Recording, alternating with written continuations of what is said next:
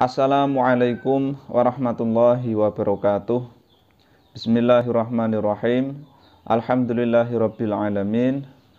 Wassalatu wassalamu ala asyrafil anbiya'i wa imamil mursalin Sayyidina wa maulana Muhammadin wa ala alihi wa sahbihi ajma'in, amma ba'd.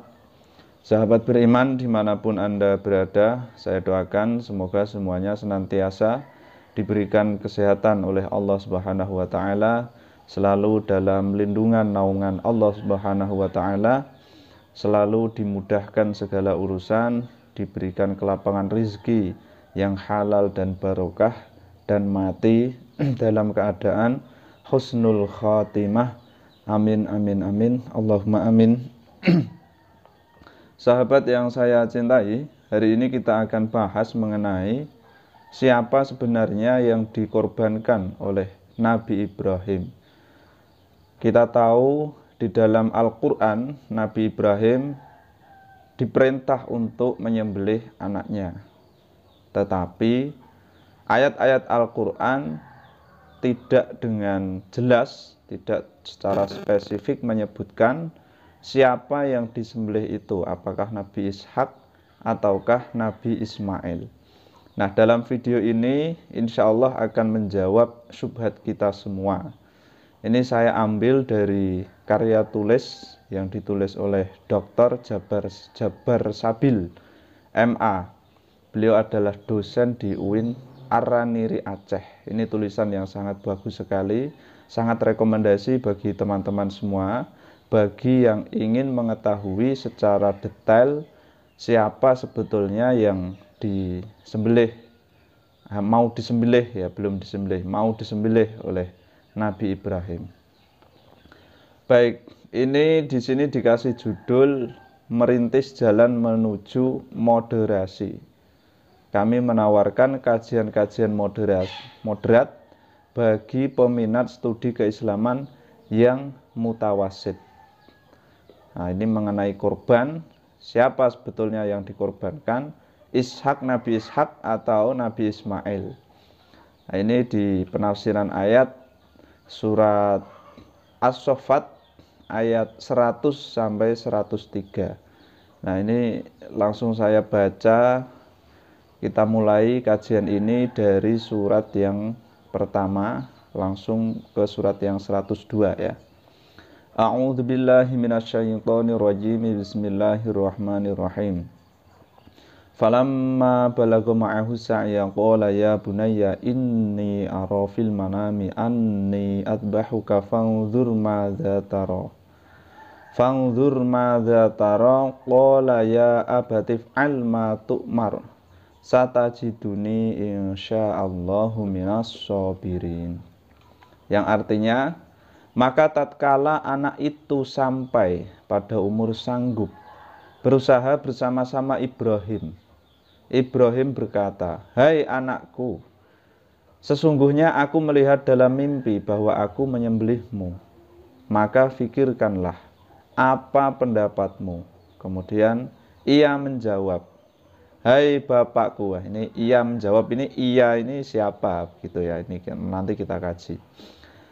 Ia menjawab, "Hai bapakku, kerjakanlah apa yang diperintahkan kepadamu.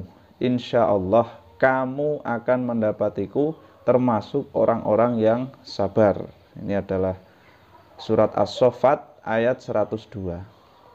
Kita mulai kajiannya. Dalam menafsirkan ayat ini, para ulama berbeda pendapat tentang siapa yang disembelih.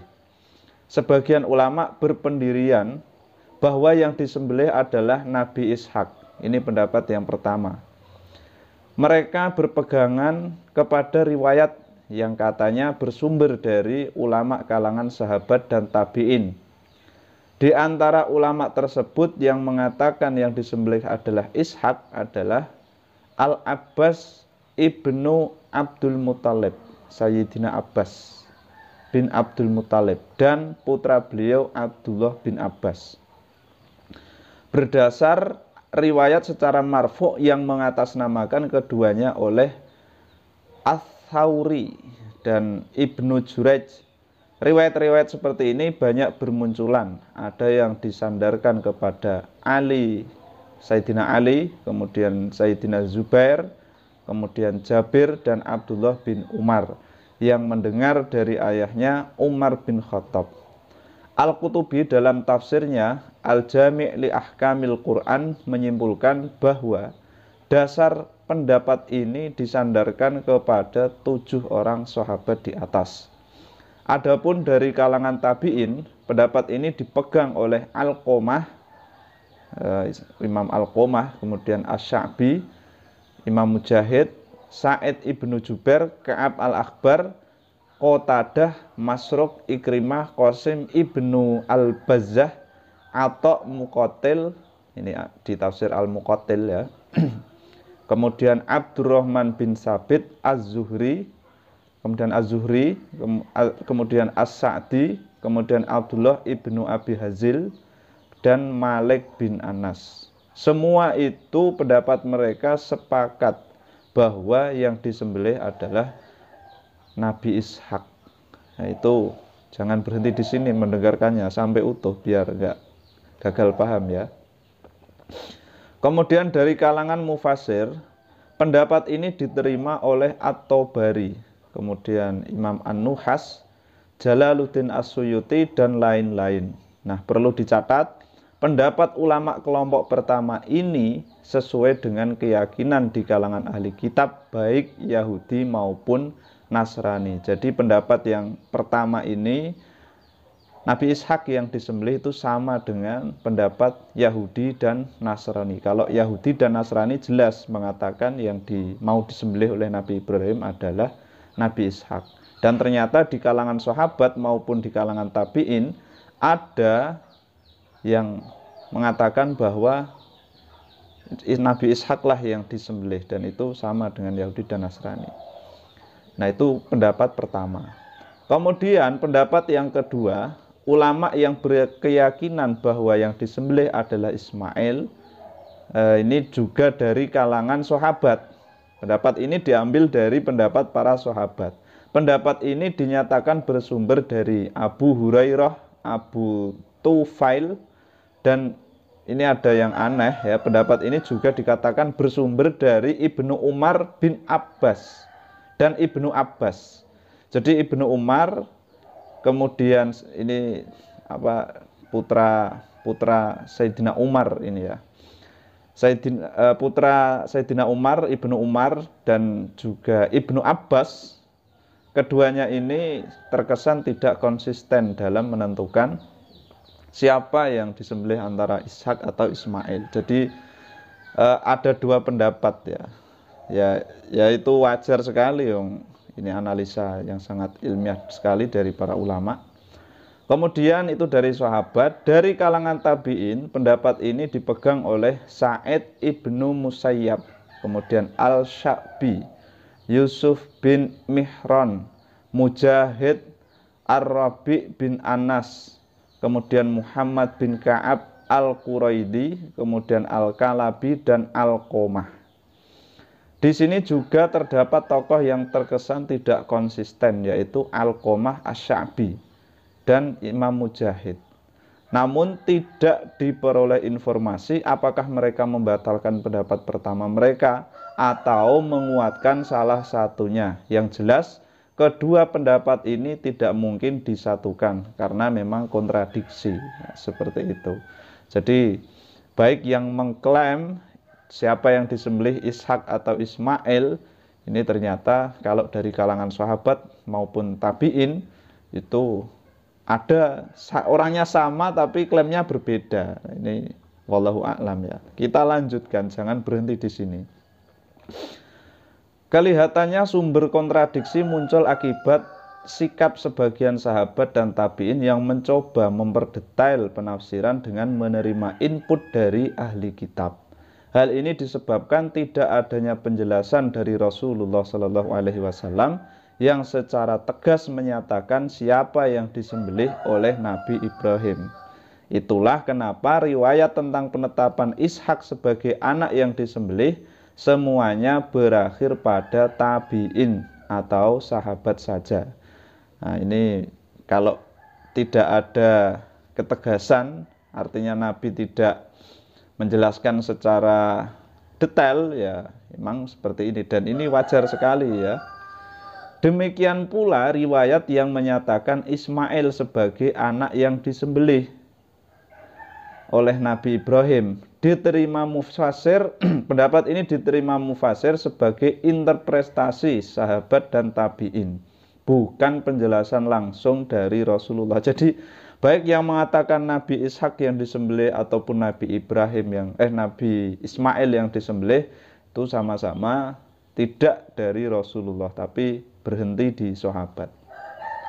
Nah, yang repot kondisi ini tentu menyulitkan karena masing-masing pihak berusaha menginterpretasikan dari teks Al-Quran.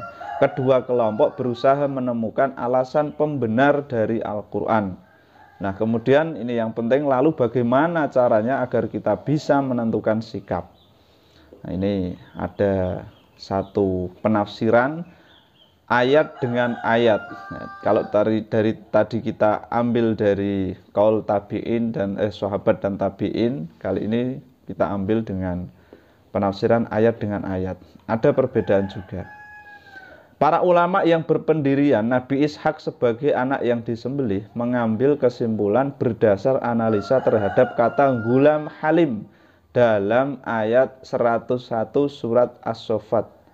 Rabbi habli minas sholihin fabasyarnahu bigulamin halim.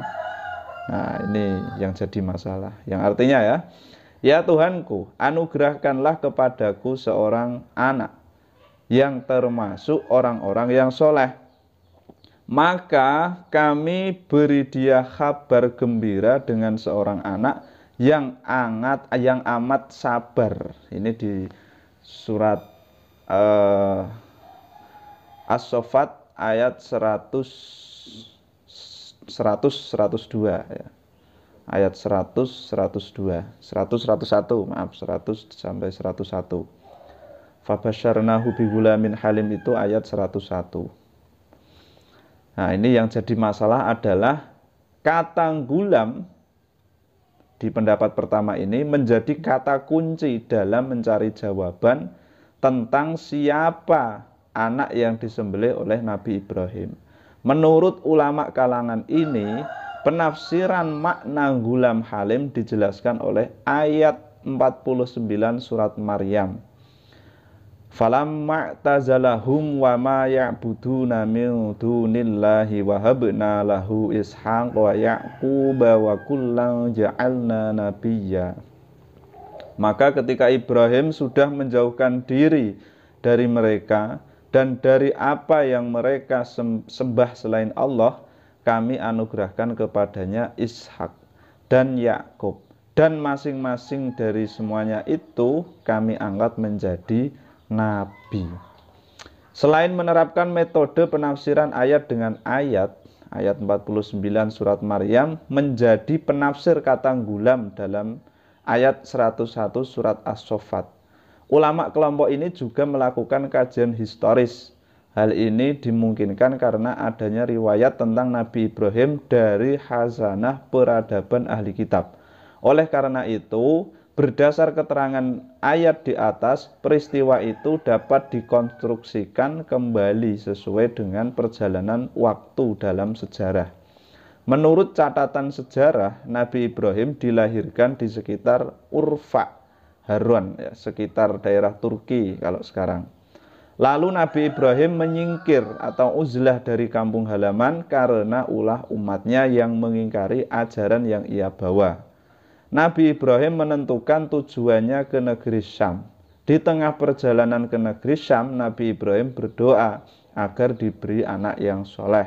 Ini di dalam Quran surat As-Saffat ayat 100-101 tadi ya. Rabbi habli minas sholihin fabasyarnahu bigulamin halim.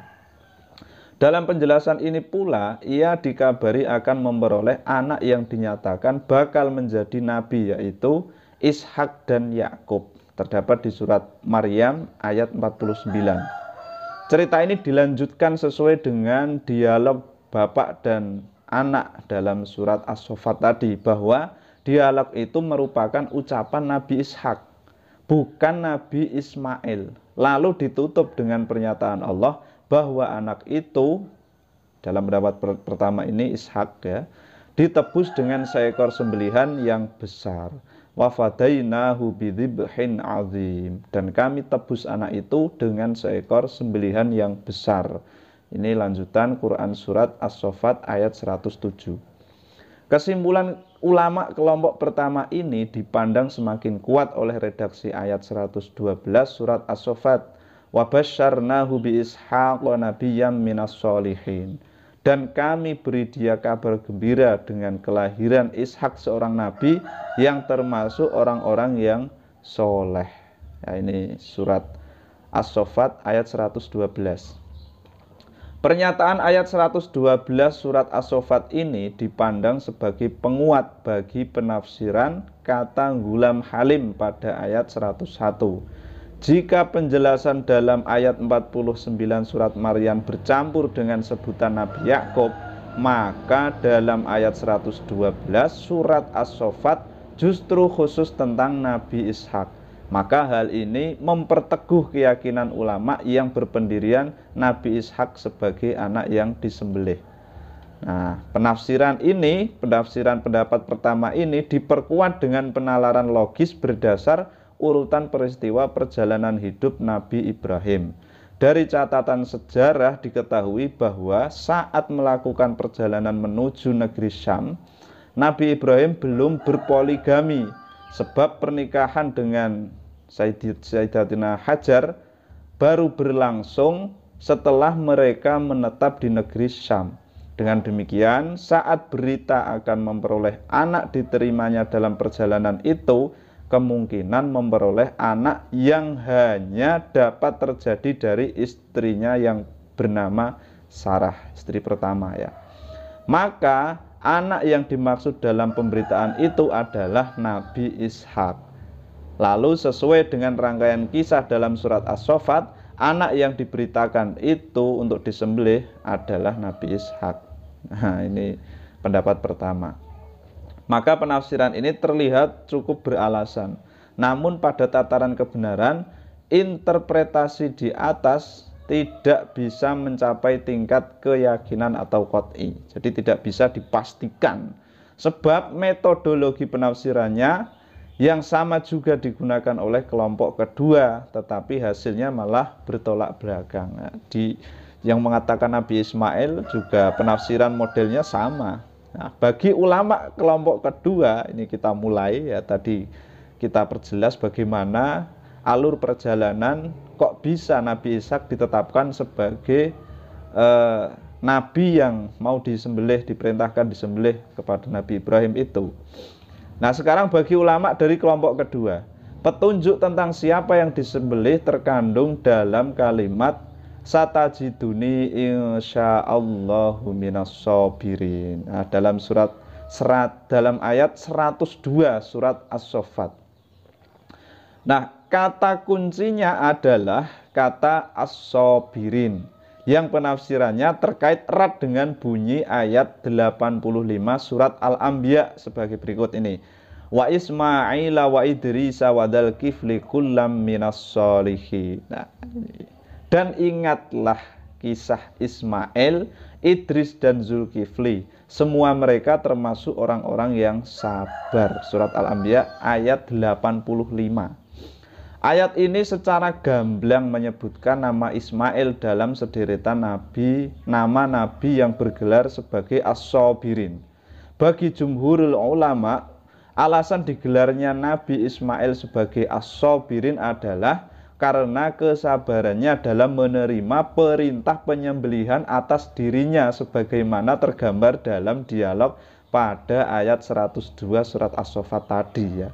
Penafsiran ini diperkuat oleh keterangan dalam ayat 54 surat Maryam, wadhkur fil kitabi Ismaila innahu kana shadiqal wa'di wa kana rasulan nabiyya. Nah, sama-sama kuat.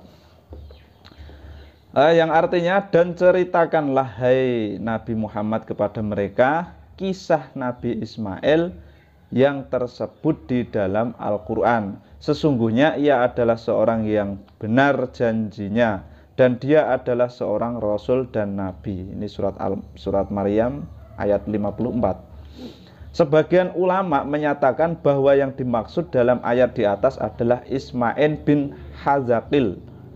Tapi bagi jumhurul ulama itu adalah Ismail bin Ibrahim.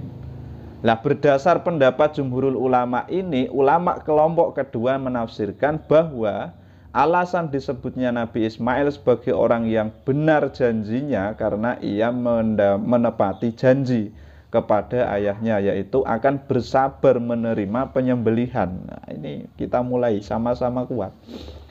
Bagi ulama kelompok kedua ini, penjelasan ayat 85 surat Al-Anbiya dan ayat 54 surat Maryam merupakan bukti yang kuat bahwa dialog dalam ayat 102 surat As-Saffat adalah ucapan Nabi Ismail.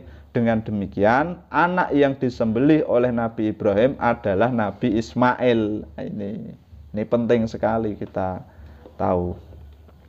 Berdasarkan penafsiran ayat dengan ayat, ulama kelompok kedua membantah hujah ulama kelompok pertama.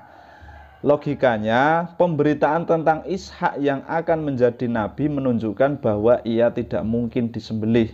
Mereka juga menambahkan fakta tentang pengangkatan Ishak sebagai nabi dari surat Hud ayat 71.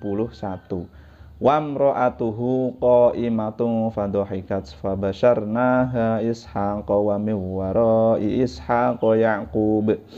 Dan istrinya berdiri di balik tirai, lalu dia tersenyum. Maka kami sampaikan kepadanya berita gembira tentang kelahiran Ishak, dan dari Ishak akan lahir putranya yang bernama Ya'qub. Ya, ini surat Hud ayat 71. Dengan fakta bahwa dari Nabi Ishak akan lahir Nabi Yakub, lalu bagaimana mungkin Nabi Ishak akan disembelih? Nah, ini kontradiksinya di sini. Disembelih kan berarti mati, lalu bagaimana mungkin ia akan menjadi nabi dan memiliki putra Nabi Yakub sementara ia harus disembelih? Menurut ulama kelompok kedua menyatakan Ishak sebagai anak yang disembelih berarti mendustakan ayat yang memberitakan bahwa Ishak akan jadi nabi dan memiliki putra bernama Nabi Yakub. Padahal Al-Quran menyatakan kenabian Nabi Ishak dan putranya Nabi Yakub dalam beberapa surat sehingga tidak mungkin ditakwil. Jadi jelas ya. Dengan pastinya berita ini maka menyatakan penyembelihan Nabi Ishak berarti membohongi perintah sembelih atau setidaknya perintah sembelih terlihat sebagai kepuraan saja. Logika yang dikemukakan ulama kelompok kedua ini kelihatan cukup mengena ya, tapi juga tidak mampu menghantarkan kepada tataran keyakinan secara pasti atau qot'i. Ya, sama-sama tidak qot'i, tidak pasti. Menurut Sa'id ibnu Jubair, ini dari kelompok pertama yang mengatakan Nabi Ishak lah yang disembelih, berita kenabian dan lahirnya Nabi Yakub dari Ishak tidak mendustakan peristiwa penyembelihan, sebab kedua peristiwa ini tidak dikaitkan dengan waktu. Jadi bisa saja penyembelihan berlangsung di masa depan setelah Ishak menjadi nabi dan punya anak. Jadi pada saat diwahyukan, perintah penyembelihan tidak terkesan sebagai perintah pura-pura. Nah, sampai di sini hujah dan penalaran dari kedua kelompok ulama terlihat sama kuat sehingga sulit untuk menentukan sikap. Ya, sama-sama kuat. Kiranya kesan sama kuat ini dapat dilihat dari munculnya kelompok ketiga yang seorang tokohnya dapat disebut Az-Zujaj. Nah, jadi Syekh Az-Zujaj. Syekh Az-Zujaj menyimpulkan Ismail dan Ishak kedua-duanya disembelih. Nah, ini kelompok ketiga. Jadi dia pokoknya yang disembelih dua-duanya. Ya, kelihatannya Az-Zujaj tidak mau dipusingkan oleh masalah ini dan pendiriannya menjadi madhab ketiga dalam permasalahan ini ya. Ulama kelompok kedua tidak berhenti pada hujah dan logika di atas. Mereka juga melakukan kajian historis. Mereka menunjukkan fakta sejarah bahwa penyembelihan terjadi di Mekah, bukan di Syam. Sedangkan Nabi Ishak tidak pernah ke Mekah, maka tidak mungkin Nabi Ishak yang disembelih. Dengan demikian dapat dipastikan bahwa anak yang disembelih adalah Nabi Ismail, sebab Nabi Ismail lah yang hidup di Mekah dan membangun Ka'bah bersama Nabi Ibrahim. Nah, itu alur kenapa kok kita berbeda dalam menentukan siapa yang mau disembelih, Nabi Ibrahim, Ishak atau Ismail. Jadi sama-sama kuat. Baik dari referensi mengambil sahabat maupun tabi'in itu juga sama-sama kuat. Nah, kemudian dari tafsir ayat bil ayat, nah itu juga sama-sama kuat. Jadi sama kuatnya antara Ishak atau Ismail. Nah, jadi kalau di di benak Syekh Az-Zujaj, beliau yang disembelih sama-sama, ya Ishak disembelih, Ismail juga disembelih, ya seperti itu. Dia nggak mau pusing dengan permasalahan ini. Toh pada akhirnya sama-sama nggak ada yang disembelih, kan begitu ya, juga masuk akal. Kemudian ini solusi dari Syekh As-Sangkiti ya. Fakta historis yang diangkat oleh ulama kelompok kedua di atas meyakinkan banyak orang, sehingga jumhurul ulama berpendapat bahwa Ismail lah yang disembelih.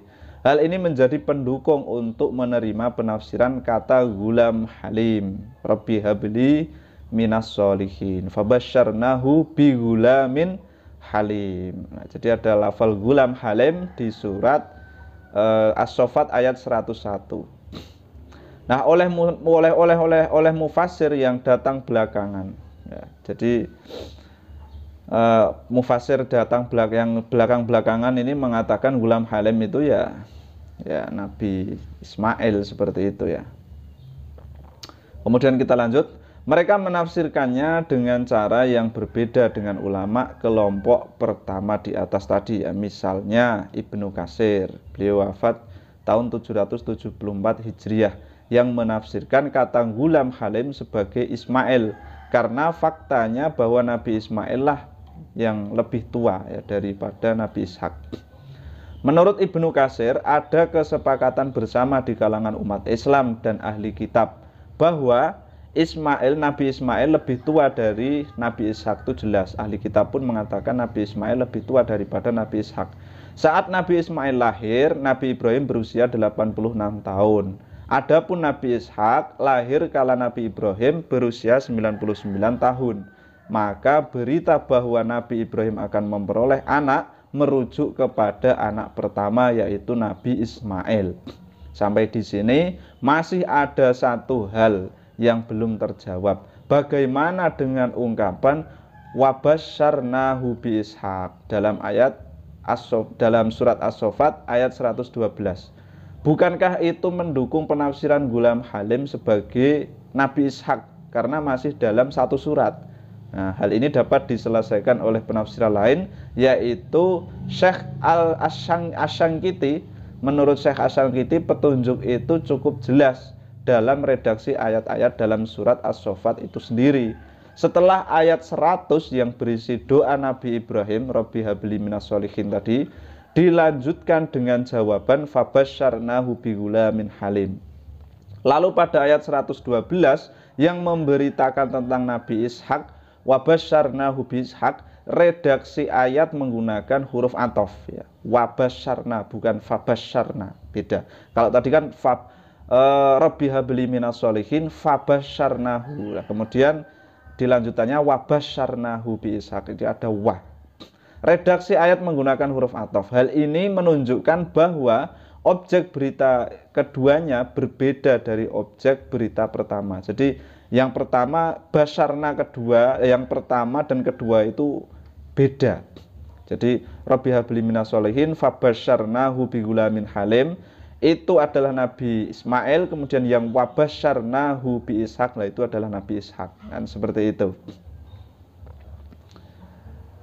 Kemudian berbeda dari yang pertama karena pada berita yang kedua tadi ya, wabasyarnahu disebut secara jelas nama Nabi Ishak. Maka berita pertama yang fabasyarnahu bi gulamin halim dapat dipastikan bukan Nabi Ishak.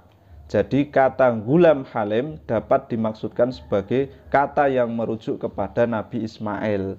Karena tadi Nabi Ishak sudah disebutkan di redaksi yang kedua, wabasyarnahu, ya, Bi Ishak. Bagi Syekh Asy-Syankiti, menafsirkan kata gulam halim sebagai Ishak, Nabi Ishak tidak sah. Sebab sebutan nama Nabi Ishak pada pemberitaan ayat 112 wabasyarnahu bi Ishak tadi mengakibatkan pengulangan yang tidak berfaedah, ya, pengulangan yang tidak berfaedah. Pengulangan sia-sia seperti ini tidak mungkin terjadi dalam kalam Allah. Oleh karena itu, redaksi ayat menjadi sangat jelas bahwa yang dimaksud dengan gulam halim, fabasyarnahu bi gulamin halim, dalam surat As-Saffat ayat 101 adalah Nabi Ismail. Ya, jika penafsiran ini diikuti, maka Nabi Ibrahim menerima dua pemberitahuan. Yang pertama, pemberitahuan akan mendapat anak yang akan disembelih, yaitu Nabi Ismail. Kemudian pemberitaan yang kedua akan mendapatkan anak yang menjadi seorang nabi nantinya, ya, yang akan memiliki putra Nabi Yakub, yaitu Nabi Ishak. Dengan demikian, ayat 49 surat Maryam dan ayat 71 surat Hud merupakan penjelasan tersendiri tentang pemberitaan kelahiran Nabi Ishak.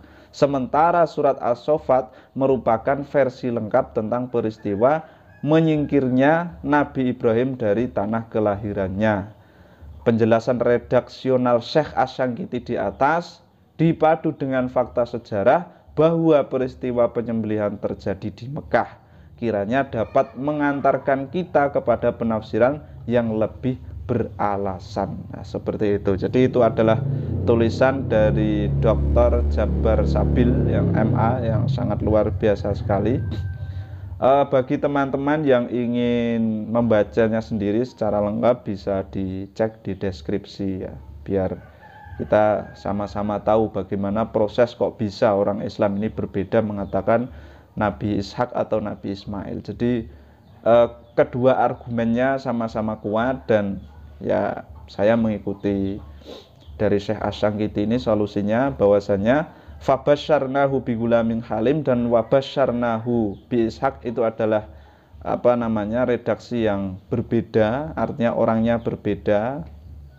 Yang satu itu gulam halim adalah Nabi Ismail dan wabasyarnahu itu jelas adalah Nabi Ishak, dan itu adalah perintah pemberitahuan dari Allah yang berbeda, ya.